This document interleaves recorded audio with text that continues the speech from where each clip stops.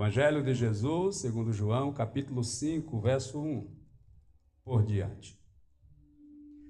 Está escrito assim: depois disso, havia uma festa entre os judeus e Jesus subiu para Jerusalém. Ora, em Jerusalém, próximo à porta das ovelhas, um tanque chamado em hebreu Betesda, o qual tem 5 alpendres.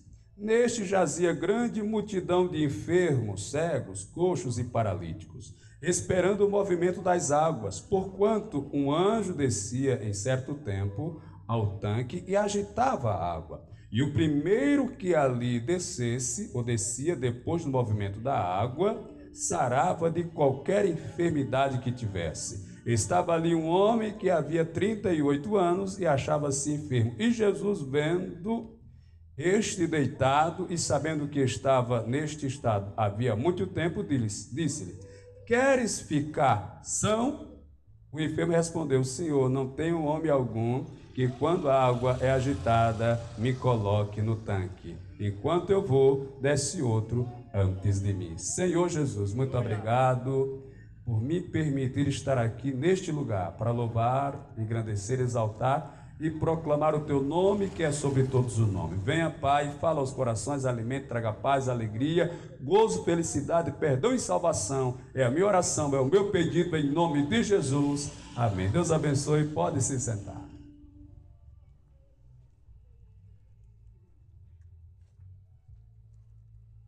Existia algumas regras na lei de Deus. E na lei de Deus dizia que se o homem ele fosse fiel a Deus, Deus o abençoaria a sua descendência até 1000 gerações. Se o homem fosse fiel, fosse temente, obediente, andasse nos seus caminhos, guardasse a sua palavra, seria abençoado até 1000 gerações. Porém, se o homem fosse desobediente, fosse infiel, Deus o amaldiçoaria até a 4ª geração.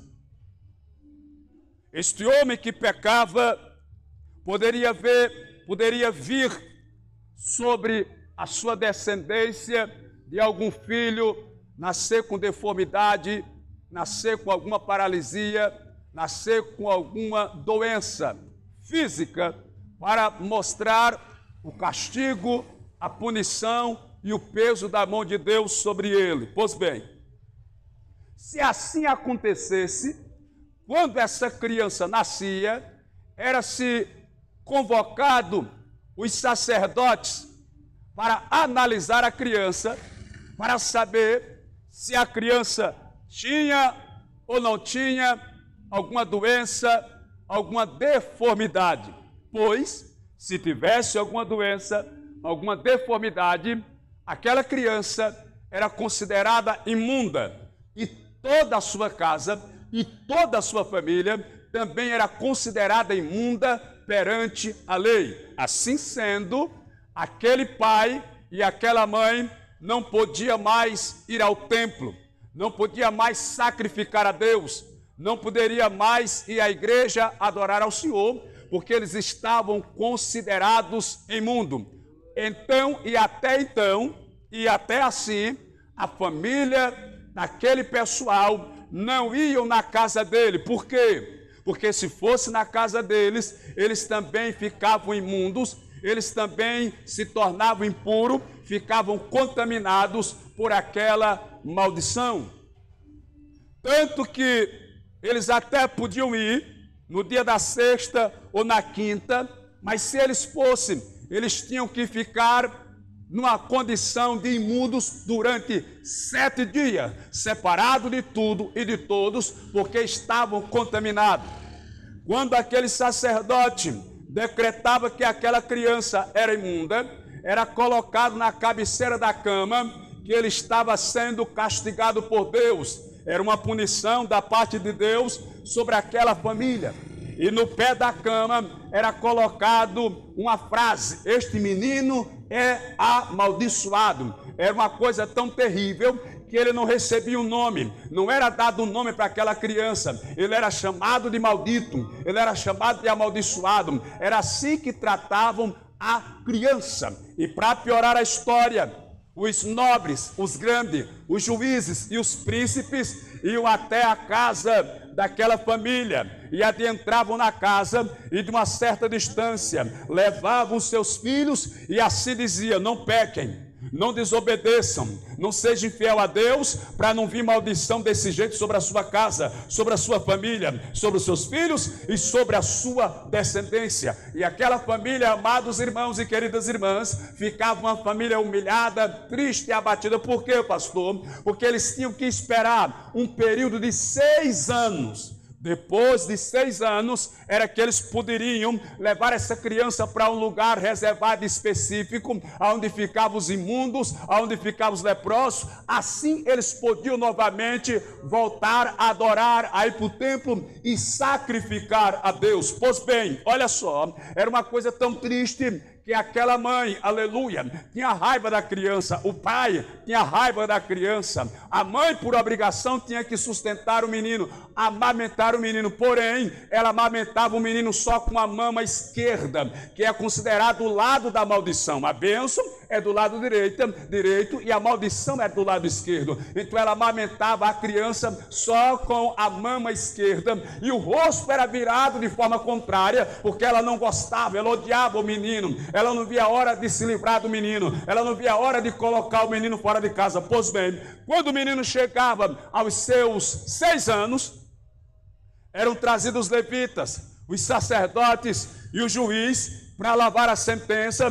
de que ele estava já na idade de ser separado da família. Olha só, a família pegava a criança com 6 anos de idade, uma criança com 6 anos de idade, e tirava ela de casa pela primeira vez. Ela não saiu de casa durante todos esses 6 anos da sua existência. Ela nunca viu a luz do sol ou sentiu o calor do sol. Ela nunca brincou com ninguém na rua. Ela olhava pelas brechas da porta ou da parede e via as outras crianças brincando. Ela via que o seu pai e a sua mãe brincavam com seus irmãozinhos, maior ou menor que ele, mas não dava atenção para ele, fechava o rosto para ele, o tratava com desdém, o desprezava e até o espancava, porque não gostava daquela criança, porque aquela criança trouxe maldição para sua casa. Mas chegou o dia deles serem liberados, deles ser tirados desse opróbrio, dessa desonra, dessa vergonha, dessa tristeza e dessa maldição. Então eles pegam uma criança e vão com ela, andam quilômetros para levar até o local chamado leprosário. Lá no leprosário vão deixar a criança. A criança tem 6 anos, eles não explicam bem o que está acontecendo com a criança, e mesmo se eles falem, a criança não vai ter noção de compreensão. Então eles levam a criança e deixam a criança lá. Quem sabe diz assim para aquela criança: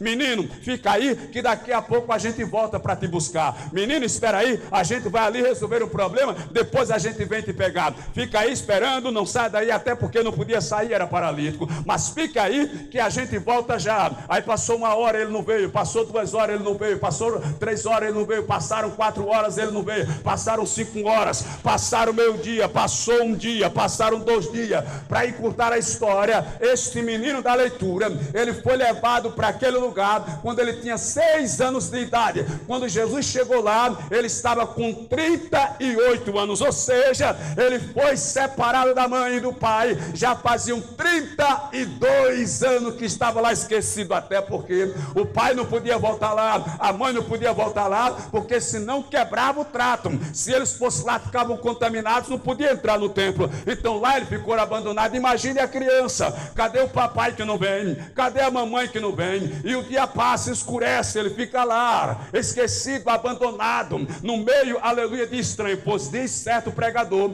que ali tinha cerca de 3.443 almas doentes, esperando o movimento dessas águas. O primeiro que entrasse ficava curado. E ali foi colocado este menino, abandonado e esquecido. Talvez você não saiba desse detalhe, mas certo pregador disse que esse tanque chamado Betesda ficava no quintal de um casal chamado de Ana e Joaquim. E esse casal, Ana e Joaquim, alguém disse que ficava na propriedade dele, uma certa distância. Ana e Joaquim são os avós de Jesus.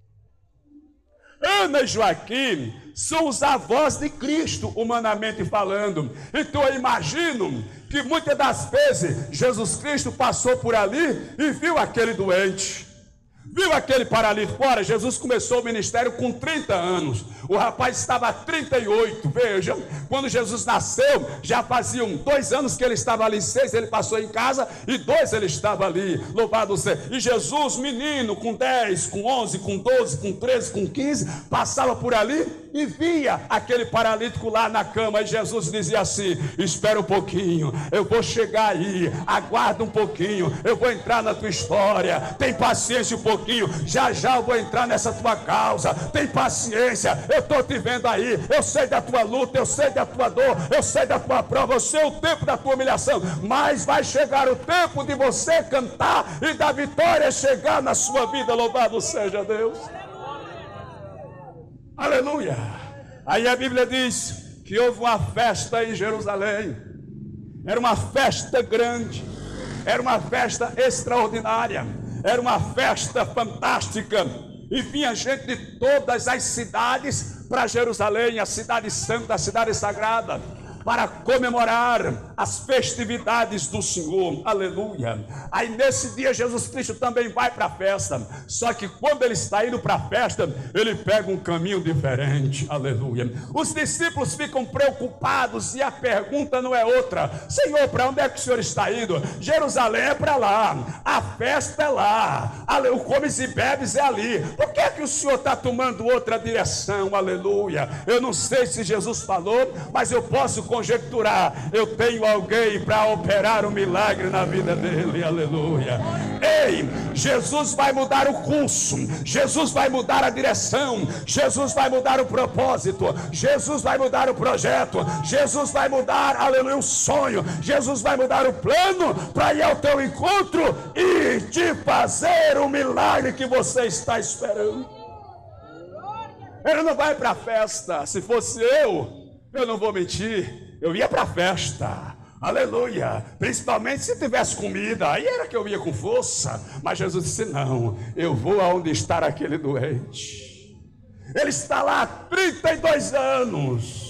E eu preciso dar um basta na humilhação dele. Eu preciso dar um chega na humilhação dele. Eu preciso acabar com essa dor. Eu preciso acabar com essa prova.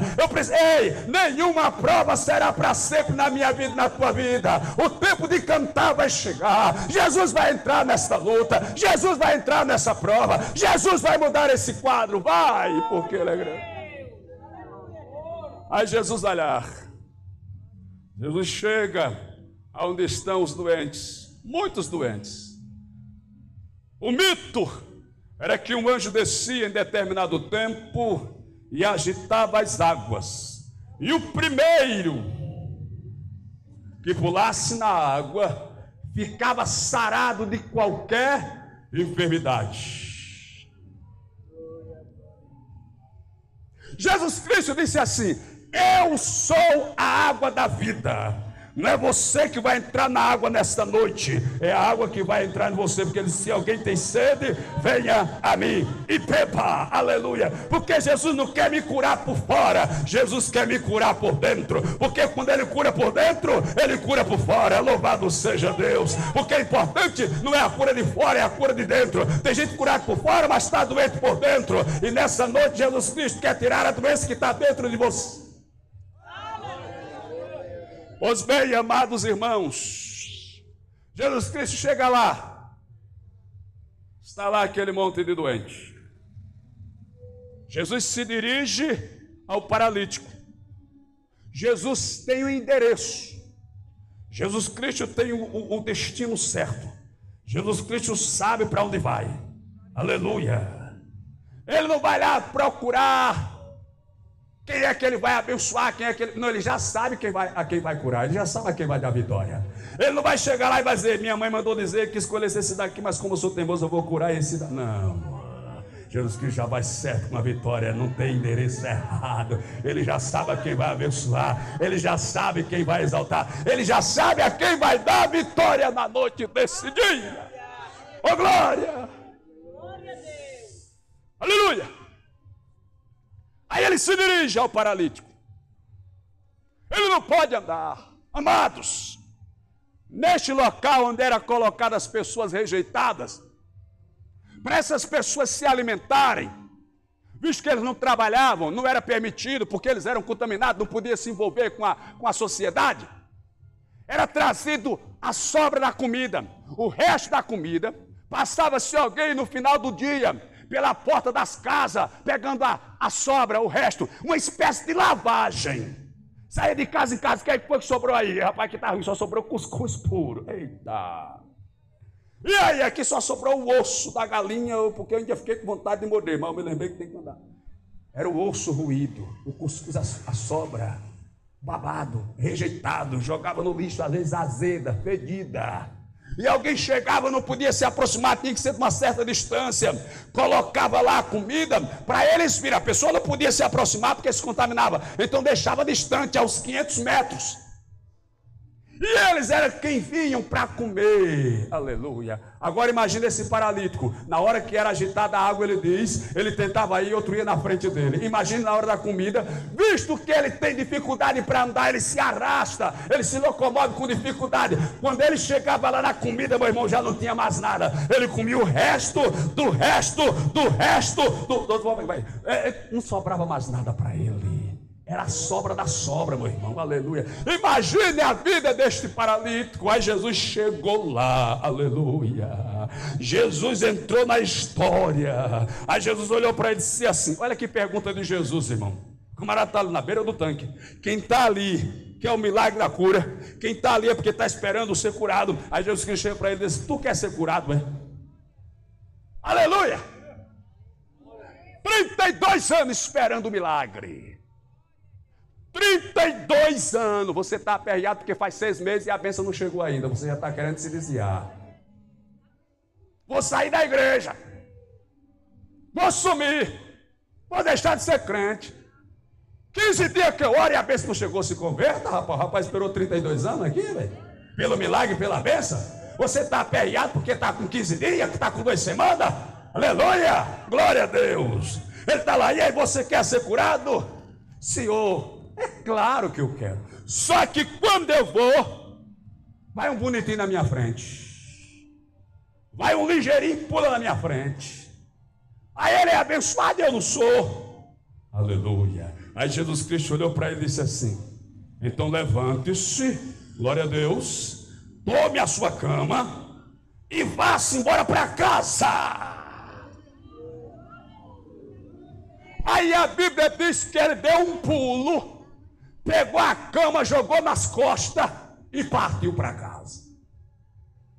Ó, quando o doutor faz uma cirurgia, por exemplo, de hérnia, dá um cortezinho de 2 centímetros para ajeitar a hérnia, ajeita, coloca lá, aí chega para o paciente e diz: ó, 6 meses, viu? Não levante um peso nem de 5 quilos. De 5 a 6 meses. Se levante com cuidado. Cuidado quando for tomar banho para não escorregar no banheiro. Tenha paciência. Ande devagar. E nada de pegar peso. Nem 3 quilos, nem 5 quilos. Tá certo assim? Aí o camarada passa 6 meses, irmão. Um cuidado, tem gente até que se aproveita. Passa dos 6 meses, 1 ano, e diz: eu não posso pegar peso não, foi hora do doutor. Não, pai, foi só 6 meses. Você está se aproveitando já. Mas aí Jesus Cristo curou o homem e disse assim: pode se levantar, aleluia, pode pegar a cama, aleluia, e pode colocar. O camarada não podia nem andar, mas agora está andando e levando a cama, está andando e levando a cama, tá. Quando Jesus faz um milagre, ele não faz pela metade, ele abençoa de forma plena. Eita, glória. Aí ele pegou a cama, jogou nas costas. Mas antes de ir para casa, sabe para onde ele foi? Para o templo. Antes de ir para casa, ele foi para a igreja. Glória! Quando chegou na igreja, os fariseus viram ele com a cama nas costas. Aí disseram assim: ei, rapaz, hoje é sábado. Você está carregando peso dia de sábado? Você sabe que não pode carregar carga dia de sábado? Só faz 38 anos que eu nunca carreguei nada, mas eu não quero saber qual é o dia, eu quero saber que eu estou curado. E o homem que me curou, ele disse assim: levanta-te, aleluia, toma a tua cama, coloca nas costas, anda e vai para casa, vai conversar com aquele que me curou, porque você está cobrando que eu seja fiel à sua tradição, mas nunca me curou. Eita! Passou no templo, adorou a Deus, disse: agora eu vou para casa. Imagina ele indo para casa, meu irmão. Quando ele chega na rua onde ele morava, são 32 anos. Se você viesse aqui em Murici há 32 anos passados, não tinha essas casas aqui, não tinha esse conjunto aqui, não tinha nada disso. Imagina, está tudo diferente. Ele muito máximo, porque ele estava com 6 anos. Agora está com 38. Está mudado. Está diferente. Mas sempre tem os traços do pai e os traços da mãe. Sempre tem alguma coisa que faz lembrar o pai e lembrar a mãe. Aí ele chega: onde é que mora aqui o Joaquim? Vamos dizer que era o nome do pai dele. É o seu Joaquim, esposo da Miriam. Onde é que ele mora? Ele estava meio perdido. Ele mora na casa 22. Ele vai lá, chama na porta de casa. Aí lá vem o seu Joaquim e a dona Miriam. Bom dia. Bom dia. Shalom. Shalom. Pensa, pai. Oxe.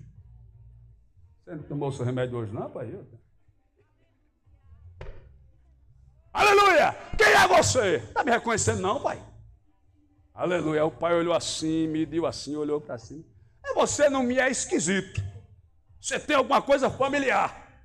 Mas eu não tenho certeza de quem é você. Eu sou seu filho. Filho do senhor e filho da senhora. Mas eu não sei quem é você não. Mas o senhor não lembra que o senhor tinha um filho que nasceu há 38 anos passados? Lembro.